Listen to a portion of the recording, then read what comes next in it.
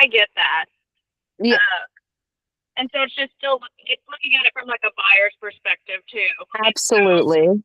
I would see if you can have the photographer possibly like help edit it out maybe, or something Mhm. like that. If so, Yeah, so the house is gorgeous. It's just really full of stuff.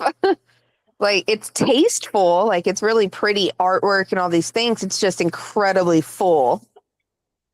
And what's the story with the previous agent? that was a friend of hers, and she had gotten a cash offer. She discussed it with him. She was thinking about taking it, and the agent went ahead and listed it and everything, and she never even signed off on it. That's why it was only up for 3 hours. Got it. Okay, that Yeah. explains a lot. But I mean, even with those photos, it's just like it almost Yeah. be better for that agent to contact HAR and be like, "Hey, I need this completely removed from the MLS." Yeah. Yeah. 100% because it's not doing her any justice. No. However, even with those photos, I saw a post on, just somewhere on Facebook from an agent that was like, I have buyers that have seen everything on the market. Does anyone have anything coming soon in this area with this criteria, with this school district? And I was like, everything you just said matches this listing I'm working on. And so Mhm. we talked last night, and she showed her clients the pictures, and they were like, we want to see it in person, but they're already ready to make an offer because they need to move Did you before get school starts. the listing agreement signed already? No. Okay, so I would not be talking about it with anyone else because that agent could now go knock on that door and work directly with her, and then you're cut out. Okay. I was very iffy on that myself. I was like, do Yeah. I, Nope. before So it's secured? I don't ever give addresses out to other agents for anything that is coming soon or anything that I've gone on a listing appointment and do not have the signed listing agreement yet on. And then even if they need time to get ready for photos, that's where that little number 2 where it's like it's gonna be put on the MLS within blank days or within so many Hmm. days it will be listed in the MLS. So I always put like 10 days as a just in case. It wouldn't always be faster.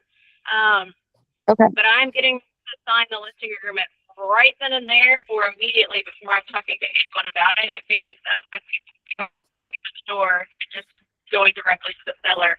Like direct to seller is what it's called, and then you're cut out. Okay. I hear you. Yeah. Okay. So get that. So what is her apprehension for signing the listing agreement, or is there any? No, I just didn't have the paper copy in hand. That was literally it. Did you have your laptop with you?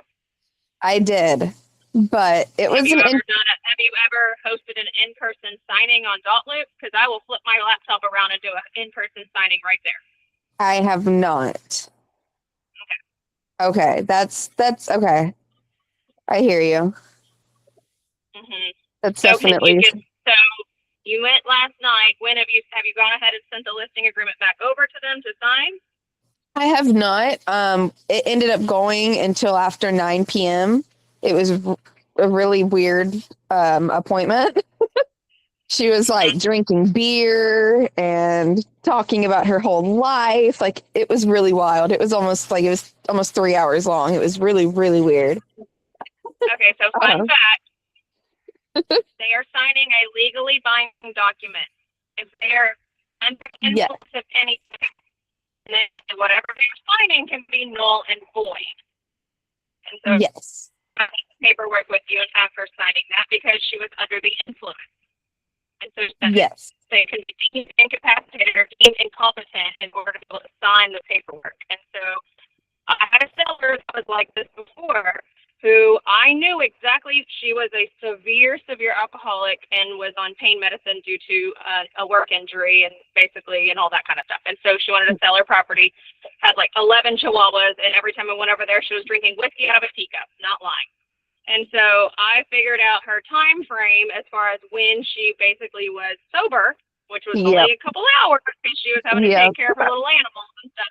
And that was the time. And I've had a couple other clients, similar situation. At work, they were fine. The minute they got off work, drinking heavily or whatever and all that kind of stuff. And then It was finding their sober window in order to work with them and have them sign anything. Okay. So yeah, so my whole plan was to get it sent to her, this morning and go from there.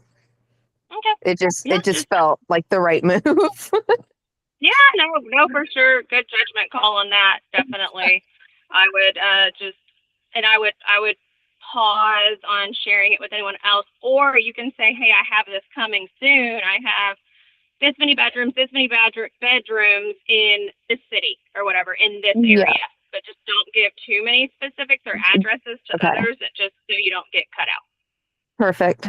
Thank you. But other than that, congratulations, and then get her buyer's rep signed too. So So how do I do it? Do I need to make 2 dot loops? yes, so you're going to have one that is going to be under the address for the listing, and then whenever you're making a buyer loop, it's under her name because she doesn't Okay. have an address specifically picked out yet, so that you can't put an address. It's just their Absolutely. name. Okay, perfect. Thank you. You're very welcome. Who else has things going on? Like, who else is on here? I have a question. All right, what you got? So when it comes to coming soons, I'm not sure of like when can I say, hey, I have this property. So I do have a signed listing agreement, but when can I but it's not ready. So I can do it as a coming soon. So you have 21 days in HAR in order to be able to list it as a coming soon. I will try to at least get some like exterior photos of it if you can't get interior photos unless the exteriors needed to be redone. But yeah, you have 21 days in HAR, and I think it's like you're not even supposed to post it on the MLS at all, or not on Facebook or social media at all as a coming soon without it being in the MLS. That is the new rule because of what happened back in the day where it was like everyone was posting things on socials and they were selling before they were even getting the MLS. So they made some changes to that. And so you need to have it to where you do have 21 days if you want to go ahead and do it. What is causing the seller to not be ready? Well, we haven't decided on the list price, but we already have photos, so we're just kind of waiting on that. And then hopefully we will go live like next Tuesday. Oh, then you're fine. I mean, you can go ahead and like I would be like word of mouthing it basically and like circle prospecting it. And then just like what Tanya does, like Tanya's very, very good at like checking socials and seeing like, hey, I'm looking for this. And then it's like private message them and just be like, hey, look, I have this. But it's like, we're not allowed to publicly market.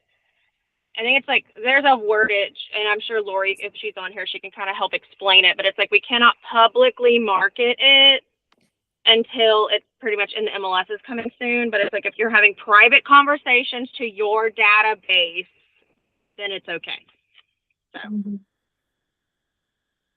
So what if it goes past 21 days? Can it still be a coming soon? You need to, I think you have to take it back off and then put it back in. Okay. I've never had them to where they've done, but normally I do it whenever we're like a week and 10 days to 14 days out if we're doing coming soon. Okay. Otherwise, otherwise we're leaving it as an incomplete until it's ready, and then we go active. Gotcha. Okay. Thank you, Aislinn. You're welcome.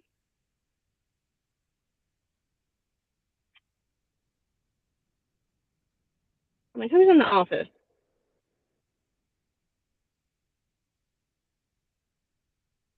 Who's up in there?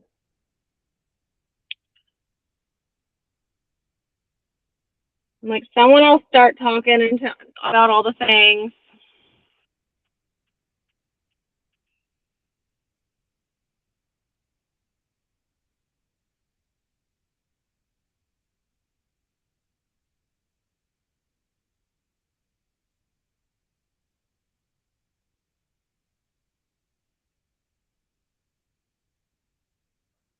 Well, I can go again. So I have a listing coming up. Well, it's a listing appointment. Let me rephrase that. but she wants to know like what she needs to do to prepare her home, but she doesn't want to put it on the market until January. So I would be presenting them with that listing presentation that we went over on Tuesday and eat, or Monday and eat. Yes. And I would like send that to her and just be like, here you go, here's all the things. And then like if you want to send Larissa the stager, I mean, she maybe can give some options and opinions and all that kind of stuff for like a consultation. And then I mean for January, like I go ahead and get signed listing agreements, even if they're like 6 months out or so. And I just put like a year on it. And then whenever it's finally time to go live, I'm having them sign an extension to put it out for a year, basically. Okay, yeah, that's what I was wondering. Like, should I just go ahead and have her sign the listing agreement? Yes. Okay, got it. Okay, I'll do Yes. that. And then go ahead and like give her whatever tips, tricks, and all that kind of stuff you want to give, because I've seen it to where they say they're wanting to do January, and let's say in 2 to 3 months, they're like, I now want to put it up for sale. And they already have agreed to you and are working with you, and then you just move up your timeline. But if like that, let's say they decide in 2 to 3 months, they're like, meh, I don't know, kind of thing. Well, then they all of a sudden they maybe have shopped other realtors. So Okay. Okay. All right. I'll get it signed. Thank you.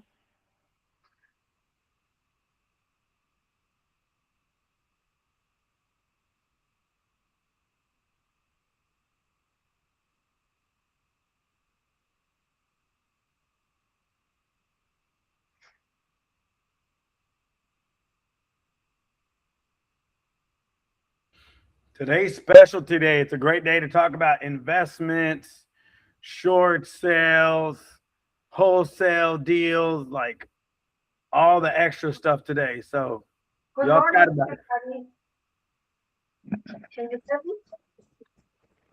Good morning. Can you hear me? Sorry. Yes, we can hear you. You're a little muffled, but yes, we can hear you. Okay, good. I have a question. Yesterday I went to show a short sale house at Baytown, and so I got a buyer representation there. And also there is another client who is interested in the same house. So he also signed the buyer representation yesterday and sent me to by email. So what I should do now, please? So I have two buyers interested in the same house. So are they both wanting to make offers? Because that's the one on New Mexico, right?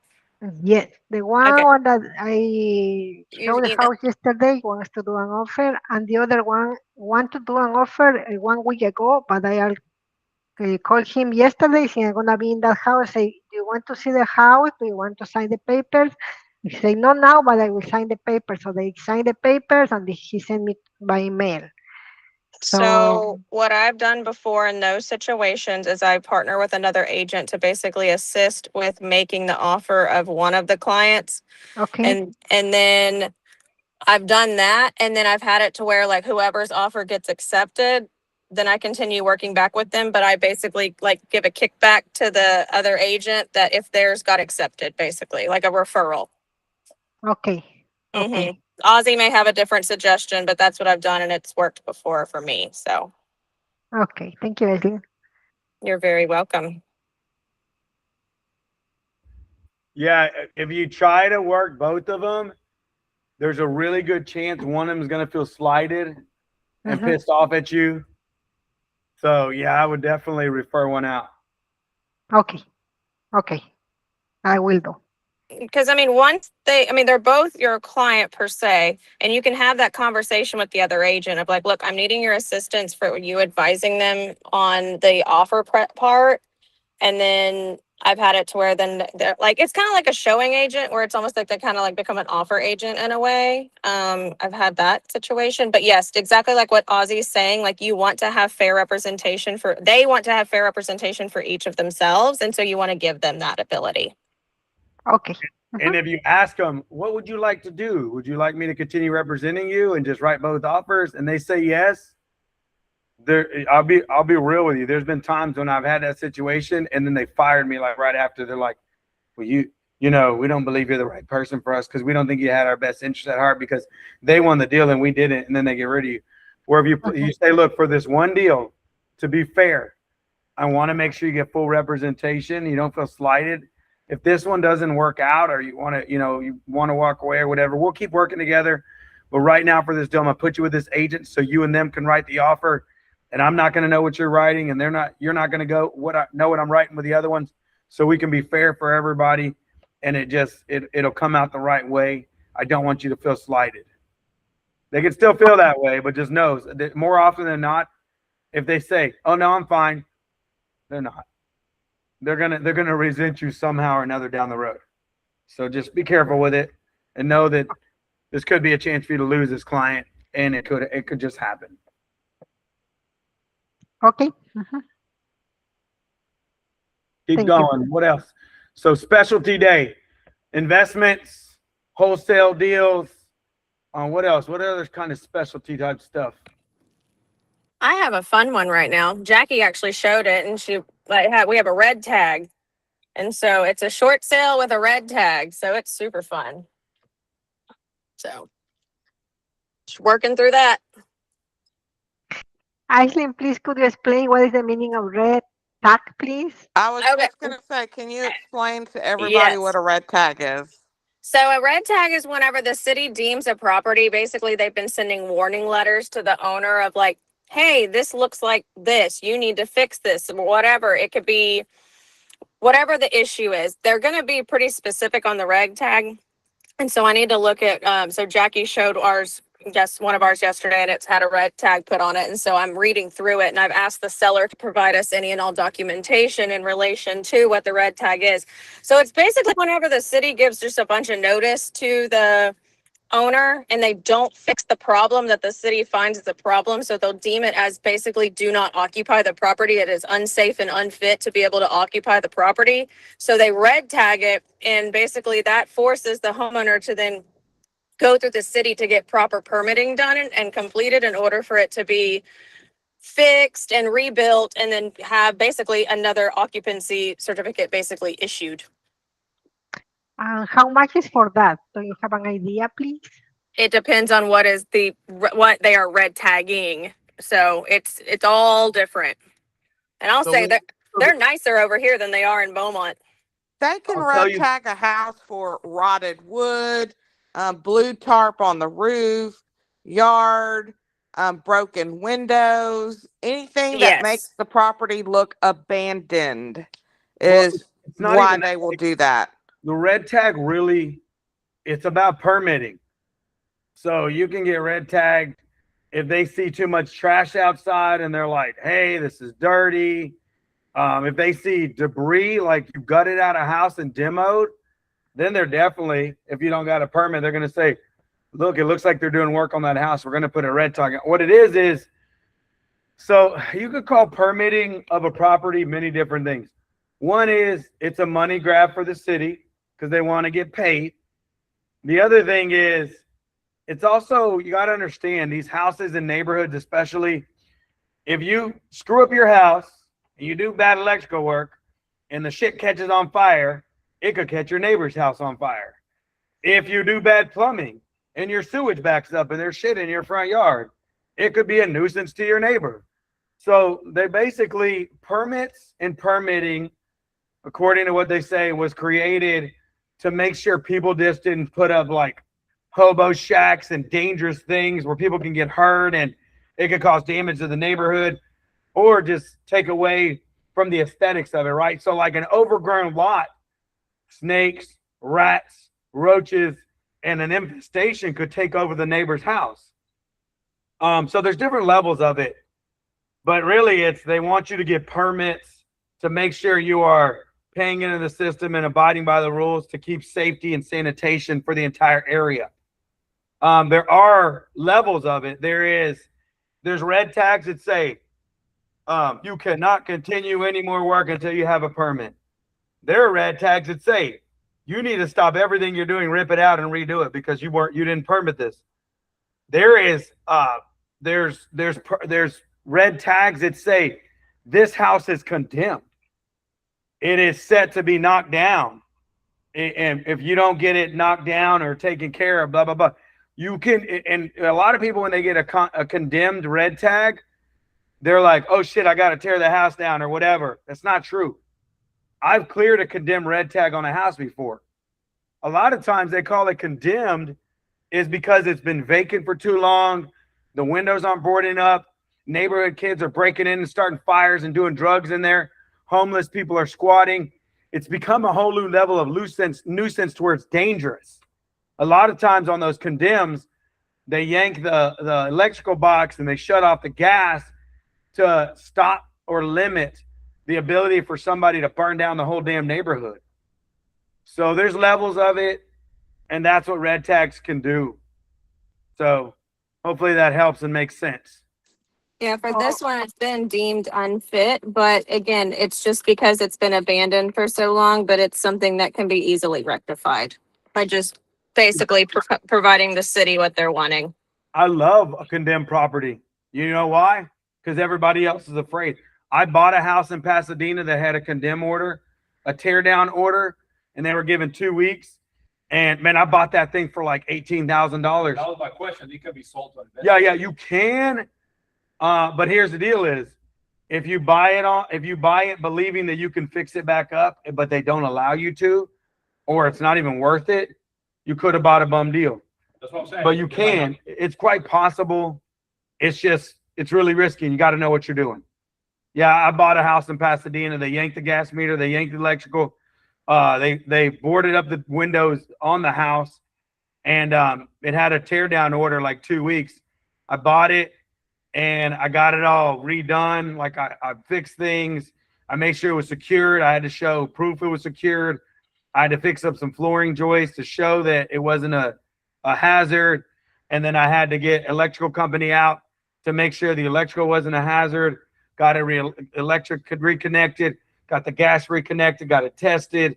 And then I bought time to get the condemn order removed. And then it got completely removed after I fixed everything. It takes that one investor that knows what the heck he's doing. Yeah, you got to know what the heck you're doing. And I'm not afraid of that shit. I've done it plenty of times. Yeah, this definitely is going to be an experienced investor situation. I emailed the red tag to the info email. If you want to pull it up and kind of show everyone real quick, you're welcome to. Okay, you emailed that. Okay, let me check. I'm lazy like that.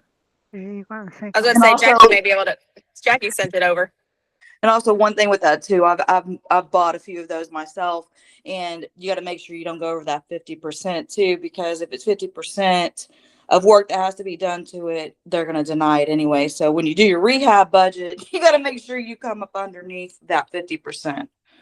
Yeah, they can deny it, guys. If they've already got a condemn order, or they can deny it. So this takes you to a whole new level. So like, I actually bought a beach house, and I lost like $25,000 on it. Probably more than that. I probably lost like $50,000, $60,000, $70,000.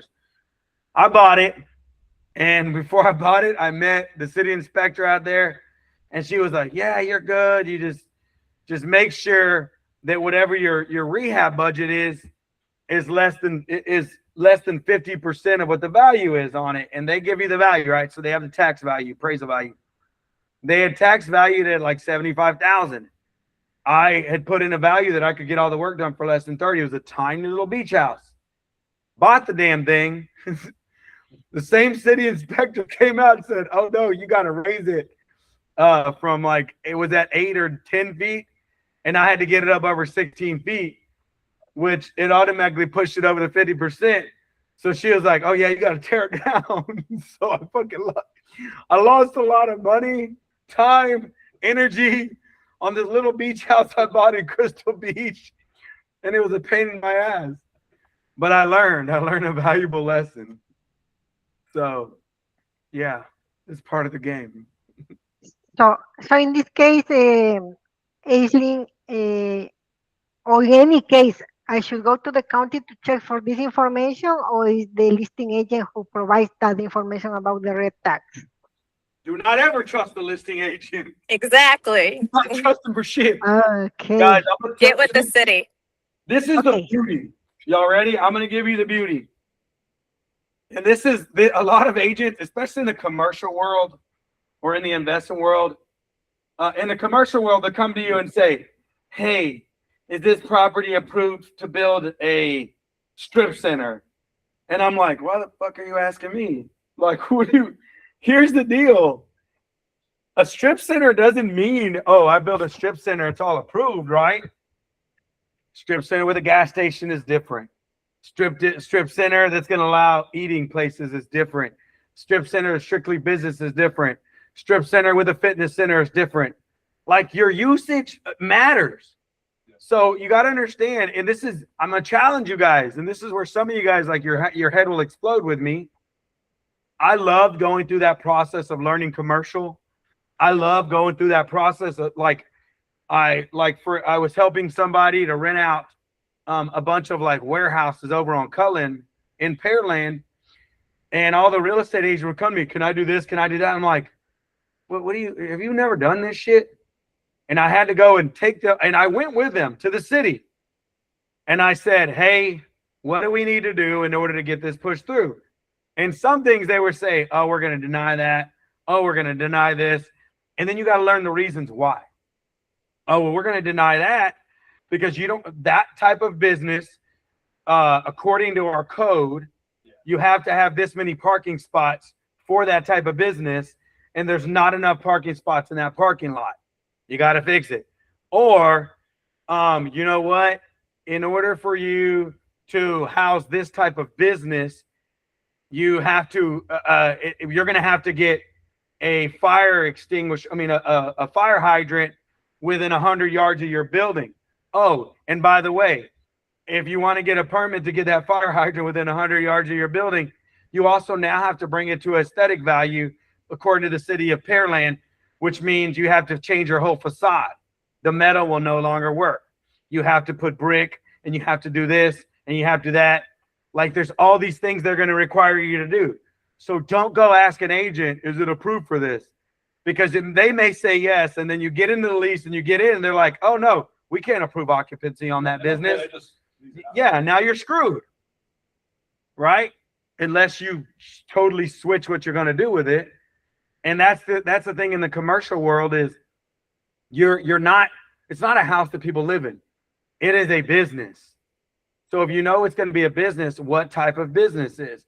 Okay, if you know what type of business, what does your business owner intend to do and what do they want to accomplish? You have to know these things and you have to be able to go to the city. There's been times where I've gotten what's called a CUP, a conditional use permit. I've got it pushed through. There's been times I was denied and I said, but wait, you won't allow a physical fitness building business, but you will allow health and wellness. And health and wellness is different. And if we went this way, because we're going to do yoga and it's not really fitness, it's a type of health and wellness because of these orders, and I've got it pushed through and I've got it done. And you got to go in politics too. And you got to threaten these city council members. No, I'm just joking. Don't do that. But I got a question. There are ways you can do that type of shit. Yeah. About an investment property. I had a past client that speaking of beachfront properties, he bought a waterfront property, residential lot in Palacios. Yeah. Now he's upside down, right? Yeah. He wants to get rid of it. What's the best advice to give him to refi or what the heck? Totally. I don't know. Every deal is different. So how did he get upside down? Why is it upside down? Well, it's just the market, bro. It's the comps show that just like his, there's a bunch of them. He bought it basically at retail value, even with a lot, and he didn't have a lot of credit, crazy rate. You know what I mean? Yeah. So he's in the hole for about close to 100 grand, and the ones that are selling for sale are like 75 grand. So you know what I mean? Okay. So he's like $25,000 upside down, roughly. Okay. What does he want to do with it? We get rid of it. Okay. So he doesn't. Does he have nothing? Is he cash in it or is he financed? He's financed. So okay. So he's financed in it. Can he Airbnb it and cover the note? Well, since it's already an established community on the road, they have the restrictions. They won't even allow So they won't allow Airbnb. Airbnb is just a lot, bro. Oh, so it's not okay. Can he build a platform or a plug-in for somebody to do RV parking? Is that allowed in that subdivision? You got to build. It's not in the like fancy houses. Okay. You have to have like a nice budget. Okay, but can he take a loan out to build a house? be an option, but that's a. Because sometimes, like as a lot, you're upside down, but as a build, you could get back some money. So you think about it. If he's $25,000 negative, but he already owns a lot, it's really only worth 75, but he's 100,000 in, and he can find a good builder that can build him what he's looking for 150,000, build something small or whatever. If he can build for 100,000, 150, now he's 250,000 in. If the value is 300, 350, he's no longer 25 negative. He's 100,000 positive. Okay. And that may be an option. All in there now. He may need to go all in if the numbers work. If that's not going to work, then he better suck it up, sell for the price and lose his money and walk away. That's what I did. I did on that beach house. I was like, I'm not going to get what I'm looking for out of this. And I'm glad I did, because Crystal Beach and Bolivar has tanked since I sold that property. I lost $25,000 from purchase to sell. I lost probably another 25 to 50,000 over the time on payments and taxes and insurance and all that shit. So I lost a smooth 50 to 75,000 plus, but I would have lost even more if I would have tried to build that shit. Time, energy, effort, payments. So you got to look at the math and ask yourself, do I stay and do I gamble? Do I roll the dice and see if I can win? Is it there? Or should I just walk away? Should I take my toys and just get the hell out of here? Hey, is there a way that he could sell for whatever it's worth, right? And then just basically finance whatever is left to pay? Could he do that or not? Know what I mean? No, he would probably, if he's really upside down, $100,000 and he needs to sell for 75. He may have.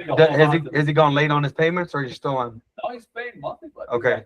Yeah, like I'm paying, and then like I don't want. So maybe, what if he thought it was a good investment? What if he offered an owner finance with a wraparound mortgage?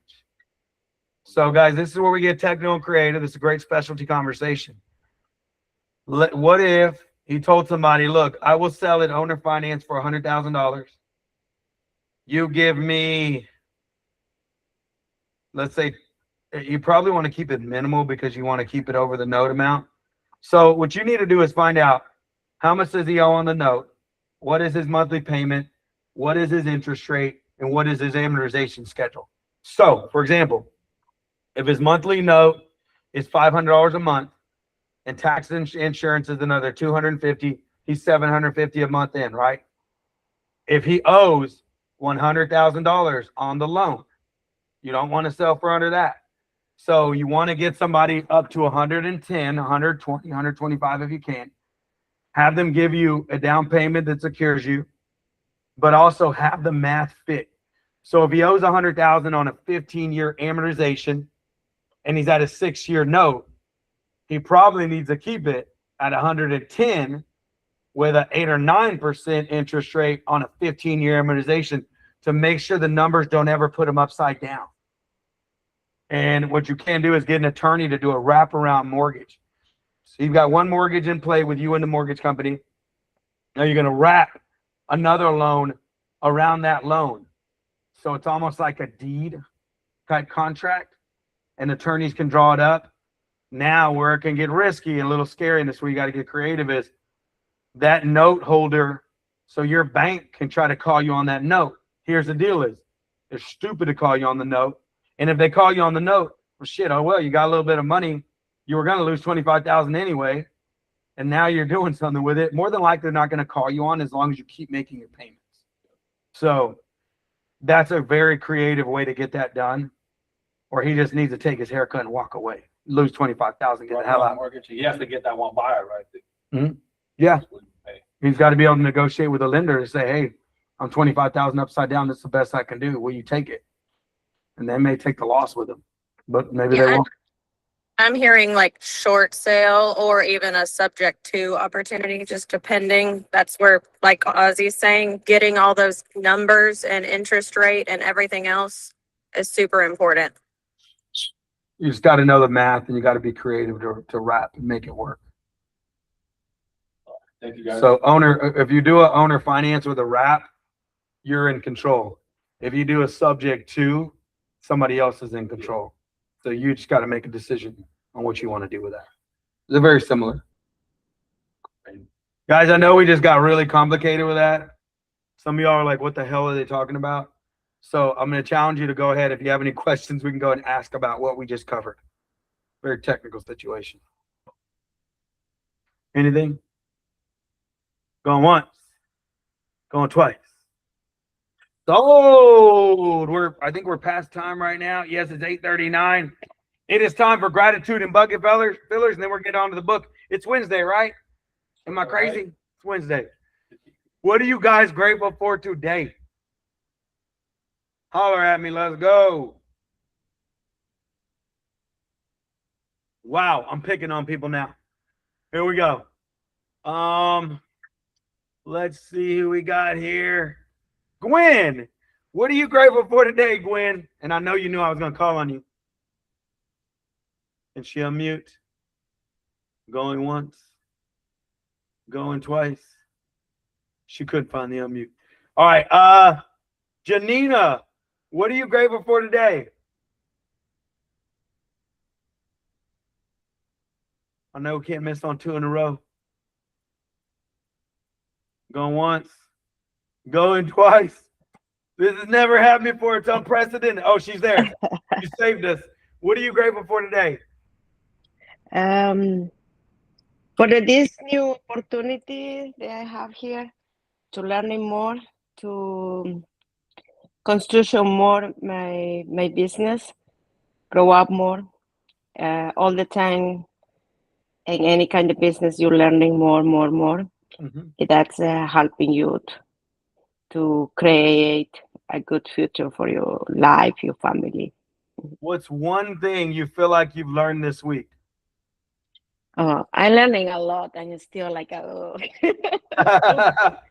it's a lot of tools that I would never using, and so it's a lot, but I learning. So I try to do every day and focus on some more the other ones, so to learning more, and others the classes is they teaching you that you can have more information and learning more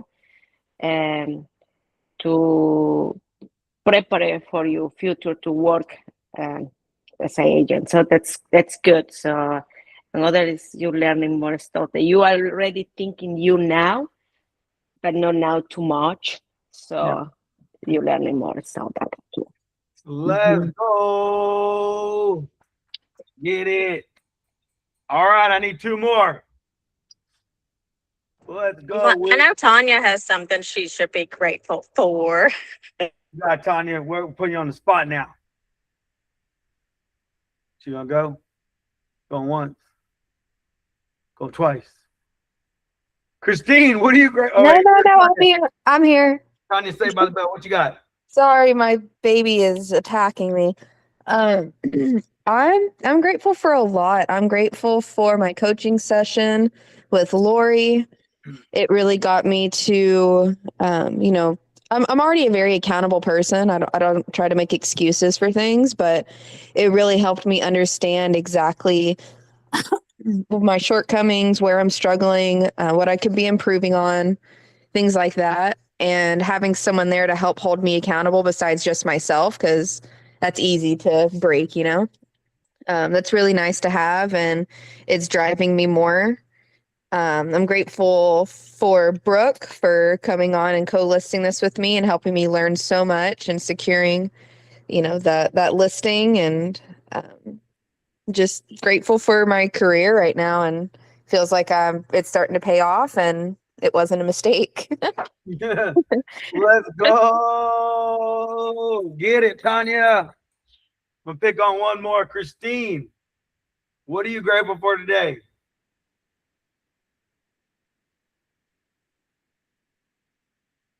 You can find the mute button, Christine. We have faith in you. Going once, going twice. Sold. All right, caller. So I'm gonna put you on the spot. What are you grateful for? So I got a gratitude and a bucket filler. I got a bucket and a gratitude filler for just the team, bro. Like there's a lot of tools available. I think I mentioned that before, man. I always take advantage of the tools here at the broker share. They're pretty much unique. Sometimes you go to, if you come from a different brokerage, they don't have as many, they don't have the culture. The culture is rare to find. So definitely the culture, man. I'm grateful for it, right? And welcome to you, man, and to Lori and the whole team. Chelsea's incredible. She's always a helpful hand. She's Chelsea, she's one of the hardest workers, man. Yeah. She's here early. I mean, she's always here early and get stuff done for us. Chelsea's over there making sandwiches She's for the kids. At 6, 7 o'clock in the morning. Yeah, she's a hustler, right? So I'm grateful for that, man. Thank you.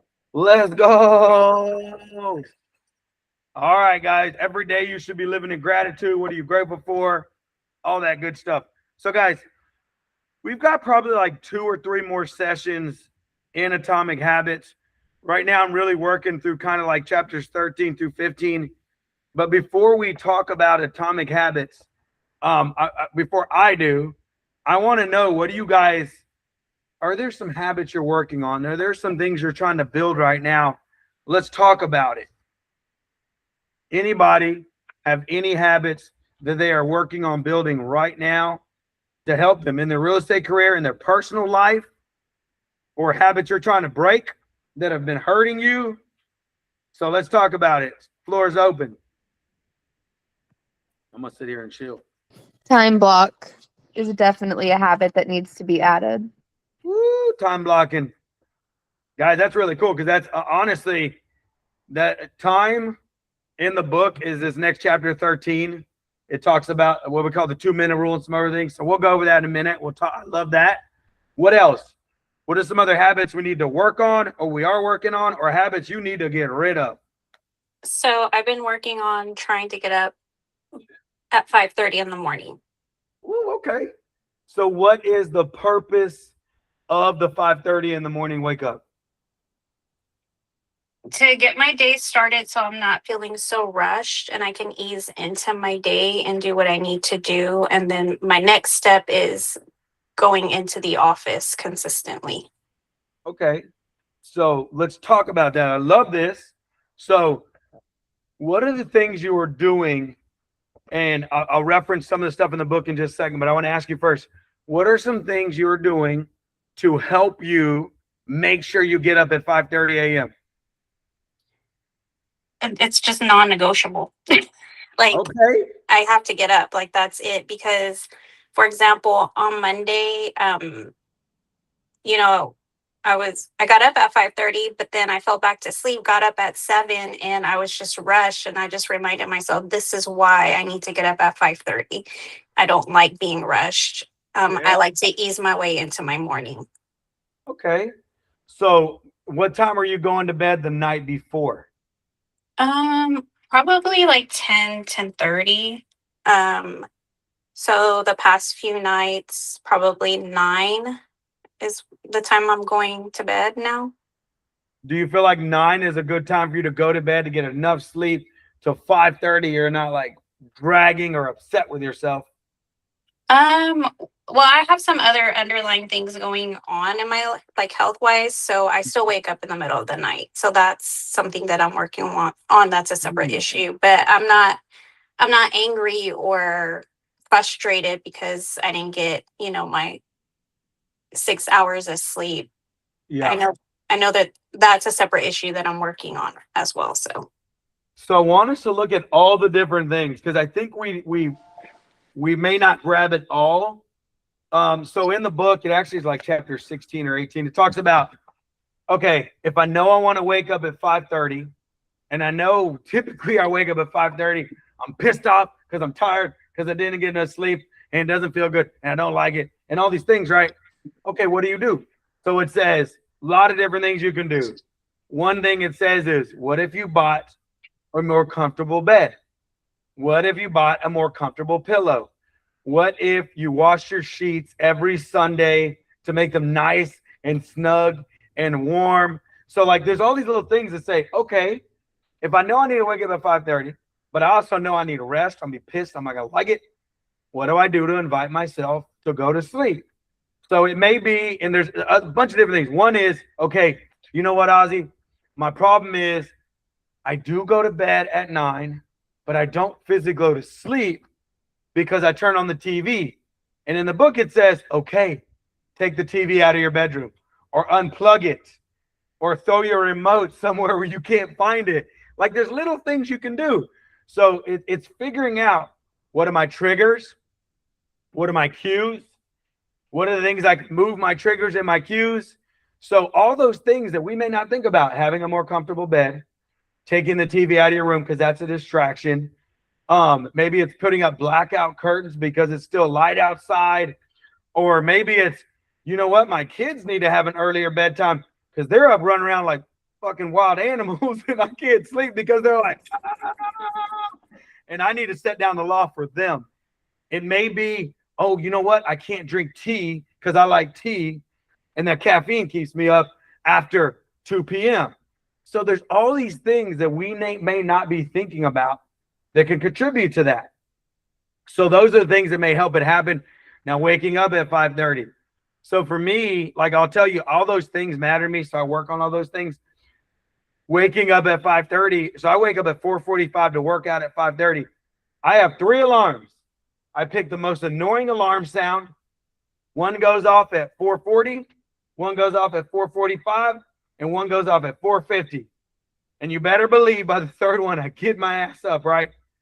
But then I've also trained myself. So just all these little things that we don't think about. I train myself. When I start saying, oh, I want to go back to sleep, I deserve this rest. I'm tired. My body needs the rest. It's okay. I ask myself a question. What would a healthy person do? A healthy person gets up. Okay, get your ass up. And I get up and I go. So it could be as little as a question you ask yourself. It could be as little as setting 3 alarms or 4 or 5 alarms. Shit, you got to figure out what you do. It could be removing the TV the night before. It could be, you know what I'm going to do? When I go to sleep, instead of having the TV, so I have this thing, this is just an idea. It's called Pray As You Go. It is an app. And at night, if I'm trying to figure out how to fall asleep, it's super peaceful. So I'll show you guys what it looks like. And I just turn it on. And you can hear it. Starts off with some bells. It goes into music. Wednesday, the 29th of July. The feast of Saints Martha, Mary, and Lazarus. In the 17th week of ordinary. So it goes through Bible verses. It just gives me peace, man. There's going to be some music in there in a minute. Like that helps me to go to sleep. And it also, I don't know why in the morning, I feel like I got a better sleep. I feel more calm and peaceful. So there's all these different things. I challenge you to go on ChatGPT or any of these things that help you with that. So there may be things, forces at work that you don't even realize are there. There may be things that you can help to do a little bit better job of going to sleep. There may be little bitty things that you can put into play so that you do wake up at 5:30. And so you don't feel rushed anymore. And you also feel like you got that full Christine amount of sleep. You said 6 hours. Man, some people can't function off of that. If you can, that's awesome. Well, the goal is to get 6, but I'm probably actually getting like 4 because I wake up in the middle of the night. Yeah. Okay. And that's, if you don't want to get too personal, have you figured out what's making that happen? Yes, it's something that I'm working on. Okay, good deal. And we do our research, we study it, find out who we are, right? And see if there's any way we can, I'm constantly Googling, like, guys, right now, it's sleeping on your stomach is not healthy. And I sleep on my stomach. I'm trying to fix that. I bought a new pillow. I bought this other thing. Like, you got to figure out what works for you. We're all different. So, perfect example. Christine's trying to build a really good habit for her in her life. I commend you on that. Keep on working on that. And we all need to figure out what are those habits and what are those things we need to build for us. Cool. All right. What time is it? 8:53. We covered a lot there. Guys, anything else? Christine, do you want to talk more about that? Does anybody else have a habit or something they're working on they may need help with? Going once. I just got to learn how to get off of Fortnite every now and then. Ooh, Othon, you playing a lot of Fortnite? Lately, I have because I've been trying to collect these sprites. You know what I'm saying? Jesus. Okay, so I'm gonna talk to you real quick. So I play Fortnite too. I actually play with Josh. He's a nerd here in the office. Well, he was in the office. He's a full-time pilot now, or pilot mechanic, airplane mechanic. And I will tell you, like, I put a limit. The only time I get to play, did I accomplish everything I set out to accomplish that day? Did I work out that morning? Did I eat healthy that day? And have I spent time with my wife and my kids? If I check all those boxes, I get 2 games. That's it. If I don't check all those boxes, I don't get shit. And the other box is I have to do it before 10 p.m. So you can create and say, guys, there's nothing wrong with playing Fortnite. Like, yeah, they say you can get addicted and all these different things about video games. But guys, it's a guilty pleasure. Some people binge watch Netflix, right? Some people want to do other things. Like you got to have some pleasure in this life. I don't want to take that from anybody. But you should also ask yourself, am I giving myself to a bad habit when I'm surrounded by other bad habits? So think about that. Here's my spirituality habits. Are they on point? Okay, great. I'm actually have some good spirituality habits. What is the one thing I can do in building a spirituality habit that can help feed my life and make my life better? If I am doing that, check that box. Awesome. Health habits. Am I working out every day? If I'm doing that, check that box. Am I eating healthy every day? Check that box. Now, the other things are, am I spending enough time with my wife and my kids or the people in your life that you love? If you're spending an hour playing video games and you didn't spend an hour having FaceTime with your kids, I don't want to be ugly. You need to fix that fucking shit. Right? And that was ugly. I get it. But it's ugly because I love you. And this is reality. If you're spending 30 minutes playing Fortnite and you're not spending at least 30 minutes to an hour plus face to face with your wife, sitting down, having conversations, getting to know them, building that relationship, I'm going to go ahead and say it. Shame on you. That's bullshit, man. And you need to fix it. Now, if you've done all of those things, your health is right, spirituality right, relationship with the kids right, relationship with the spouse right, like you've done everything for them to know today they are your priority, and it's not late and it's not going to mess up your day tomorrow, or it's not going to throw another habit off that's helping you, I don't see any problem with that. Right? Collect all the fucking sprites you want. But I'm going to challenge you, Othon, to make sure those other things are right. Because what you're doing is you're feeding an unhealthy addiction before you're feeding the things that feed your life, that are going to give you longevity, that are going to give you peace. Right? Oh, yeah, absolutely. So is there other habits you can put into play to earn the right to play Fortnite and collect sprites? Oh, yeah, absolutely. It's kind of like rewarding. I'm like rewarding myself for that. Like making sure I knock off everything off my checklist, get the things that I need to be done, handle my business at home with the family, make sure my kids are taken care of. And man, if I got like 30 minutes, an hour to kill, take the sprites, I'm gonna do it. Yeah. So like last night, I got in 2 games, caught me a dub, and I went and laid down, and me and my wife had a good, probably 45-minute conversation about the kids, about what we have going on right now. You know, I don't think we watched any TV. We just talked, and we really just connected before we went to sleep. So as long as you're getting all that in, man, I don't see a problem with it. But again, everybody else, we're all going to have our vices. We're all going to have our bad habits. Can we replace the bad habits with good habits? Can we take a vice that is not serving us and unhealthy and get rid of it? And I'm just trying to get 1% better today than I was yesterday. And habits are the way to go. And I covered a lot about habits just now and different things we can do, different devices and things we can put into play. So I like that. Thank you for being real about it. Oh, you're welcome. Yeah, I'm actually going for a walk right now with my son and getting our steps in right now. Let's go, Otto! Yay. Whatever it is. All right, guys. It is 8:59. Let's get this affirmation in.